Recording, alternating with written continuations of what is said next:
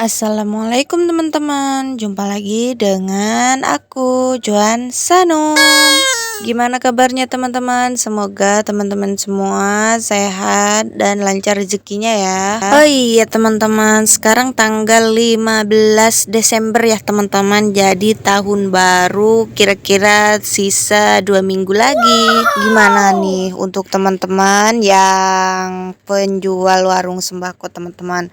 Harga di warung masih normal atau tentunya tidak? Harga barang di warung naik semua ya teman-teman, terutama rokok dan apalagi beras. Ini gak tahu kenapa ya teman-teman, menjelang tahun baru kayaknya harga beras melambung teman-teman, sampai naik berapa ya? Yang kemarin-kemarinnya aku jualnya 275, 295. Sekarang sudah naik menjadi 345. Ya mau gimana lagi teman-teman, namanya juga naik ya, kita harus menaikkan juga ya teman-teman untuk harganya. Karena yang namanya nasi atau beras teman-teman merupakan makanan pokoknya orang Indonesia. Meskipun sudah banyak makanan pengganti beras seperti singkong, ubi, sagu, mie maupun roti, tetap sih nggak ada yang bisa menggantikan makanan pokok orang Indonesia yang satu ini teman-teman. Meskipun sudah makan contohnya mie ya teman-teman, pasti yang namanya orang Indonesia itu bilangnya belum makan teman-teman kalau belum makan yang namanya nasi. Meskipun harga naik, yang namanya nasi atau beras akan selalu dicari dan dibutuhkan ya teman-teman. Nah untuk itu, melihat hal pejuang bisnis sembako yang sangat menjanjikan ini teman-teman, kita bisa menggunakan kesempatan yang ada untuk mencoba bisnis beras teman-teman. Jadi di warung sembako kita wajib ada yang namanya beras. Tentunya karena harga beras yang melambung ya teman-teman, pasti juga menjadi kendala bagi warung kita ya teman-teman.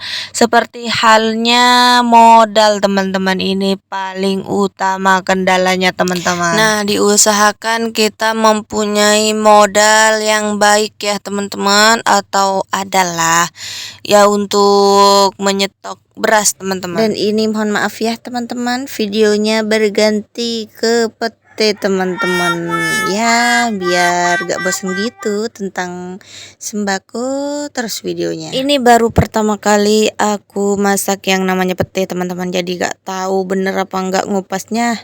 Nanti aku ini mau buat sambal tempe pete gitu teman-teman, ala-ala aku. Enak apa enggak ya petenya nanti sambil melakukan aktivitas cuci dan mencuci. Oke, mending kita lanjut pada pembahasan beras saja teman-teman. Tapi teman-teman sambil liatin video aku ya. Karena harga beras yang melambung tinggi, jadi kita sebagai penjual teman-teman harus pintar-pintar memilih beras yang bagus. Nah, teman-teman di sini harus tahu ya bagaimana beras yang berkualitas bagus dan kurang bagus. Untuk mengetahui beras tersebut bagus atau tidak ya teman-teman, kita sebelumnya harus mengenali dulu jenis beras apa saja sih yang putih dan pulen. Biasanya dua hal itu saja jadi syarat utama dalam memilih beras.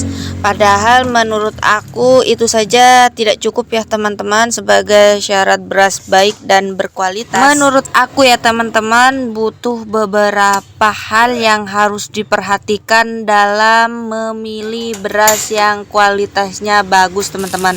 Jadi bukan hanya putih dan pulen saja. Teman-teman harus perhatikan bentuk beras. Jadi beras yang berkualitas baik itu yang tidak ada bau ya teman-teman. Bebas dari kerikil, bersih dan tidak ada kutu dan kotoran. Hindari beras yang terlalu putih ya teman-teman, karena dikhawatirkan beras mengandung pemutih yang berbahaya. Pasti teman-teman sudah tahu tentang berita yang viral ya tentang beras berpemutih. Jadi banyak oknum-oknum yang tidak bertanggung jawab yang mencampurkan berasnya agar terlihat putih dengan barang-barang yang berbahaya.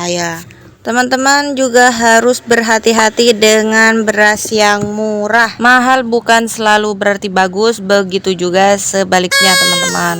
Maka dari itu kita harus waspada sebelum membeli beras. Kita tentunya nggak mau ya teman-teman, udah modalnya besar terus yang datang malah beras yang jelek. Harus selalu mengontrol barang yang datang, terutama beras ya teman-teman. Jadi kalau semestinya berasnya dibuka itu jelek, nah kita itu bisa komplain teman-teman. Menurut pengalaman pribadi aku teman-teman, jadi kemarin aku itu baru nurunin beras 10 karung. Di tempatnya itu bagus teman-teman, bagus, putih, bersih, nggak ada bau. Nah setelah datang teman-teman, aku buka berasnya, ternyata berasnya itu jelek teman-teman. Jadi yang 9 karung itu aku balikin teman-teman. Yang 1 karungnya yang sudah terlanjur kebuka, nantinya aku bisa campur dengan beras yang bagus teman-teman. Jadi dicampur 1 liter 1 liter begitu teman-teman. Karena pihak yang punya beras, yang jual beras itu tidak mau kalau sudah kebuka teman-teman. Padahal bukan salah kita ya, salah yang jual, kenapa datangnya jelek. Teman-teman berhati-hatilah terhadap beras yang harganya di bawah standar ya teman-teman, karena kualitasnya perlu dipertanyakan. Pastikan beras tersebut tidak tercampur dengan bahan-bahan lainnya ya, bahan-bahan yang berbahaya gitu teman-teman. Pernah ngalamin itu teman-teman. Jadi ada beras keliling ya teman-teman, pakai mobil gitu. Nah nawarinnya itu di bawah harga standar teman-teman. Untuk berasnya sih bagus ya teman-teman, tapi setelah dihitung pakai literan, biasanya kan normalnya itu 31 liter nyampe 32 liter ya teman-teman. Setelah diliterkan teman-teman itu cuma 29 liter teman-teman. Ya sama-sama bohong ya teman-teman. Lebih menguntungkan mana sih, literan sama jual karungan? Ya menurut aku sih lebih menguntungkan jual literan ya teman-teman. Tapi kalau itu 1 karungnya kedapatan yang 32 liter teman-teman. Tapi kalau yang kurang dari 32 liter, menurut aku kalau dijual literan itu hasilnya itu sedikit banget teman-teman.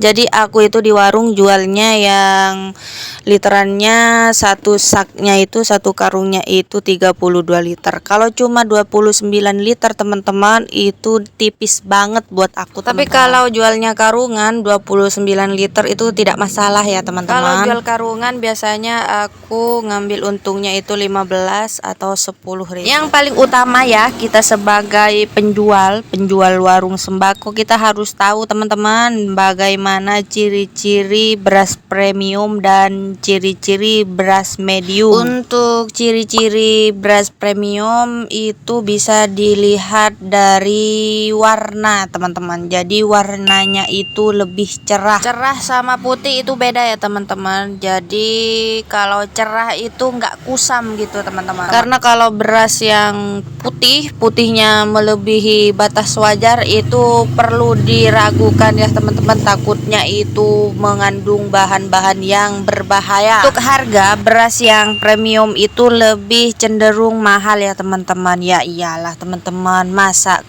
harga mahal kita mendapat kualitas yang jelek ya teman-teman. Pastinya ada harga dan juga ada kualitas teman-teman.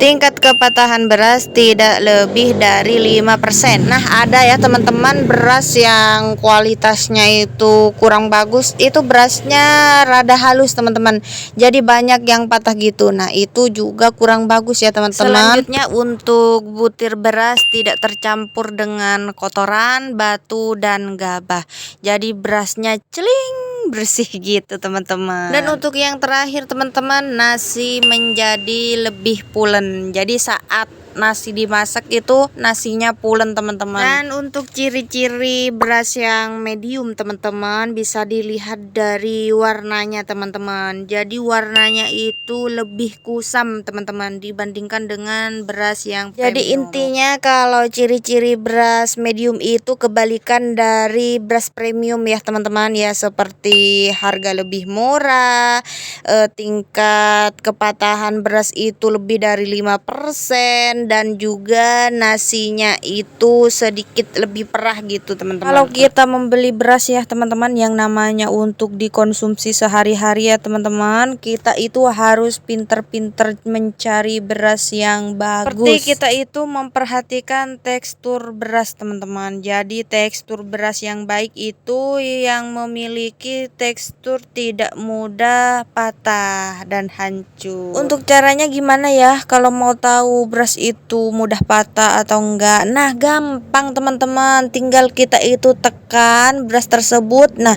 setelah ditekan lihat beras itu mudah patah atau tidak. Kalau berasnya tidak mudah patah ya itu berarti kualitas yang premium teman-teman. Nah, ini juga yang paling penting teman-teman. Di samping itu sebelum kita membeli beras ya teman-teman, cobalah terlebih dahulu meremas beras tersebut teman-teman. Loh, kenapa kok harus diremas? Nah, ini yang paling penting teman-teman. Jika berasnya itu tidak menempel di tangan, berarti tidak mengandung pelicin teman-teman. Nah, bahaya kan teman-teman kalau beras itu apalagi dikonsumsi sehari-hari terus mengandung pelicin, tidak kebayang itu bahayanya teman-teman. Kita juga bisa mengetahui beras itu bagus atau tidak dengan cara mencium aromanya teman-teman. Yang namanya beras berkualitas teman-teman itu tidak akan memiliki bau teman-teman. Jadi berasnya itu biasa-biasa saja teman-teman. Dan juga beras yang berkualitas itu sebenarnya tidak memiliki harum yang berlebihan teman-teman. Kalau beras yang kita beli itu tercium bau harum ya teman-teman, dan juga harumnya itu berlebihan, itu patut dicurigai karena bisa jadi itu mengandung yang namanya pewarna teman-teman. Bisa saja ya teman-teman, zaman seperti sekarang teman-teman itu kebanyakan segala hal bisa dihalalkan teman-teman kalau sudah masalah bisnis. Dan kalau beras sudah tercium bau ya teman-teman, berarti itu sudah tidak layak teman-teman, karena beras tersebut sudah tersimpan terlalu lama. Mungkin itu yang bisa dapat saya sampaikan teman-teman. Terima kasih sudah mendengarkan. Wassalamualaikum.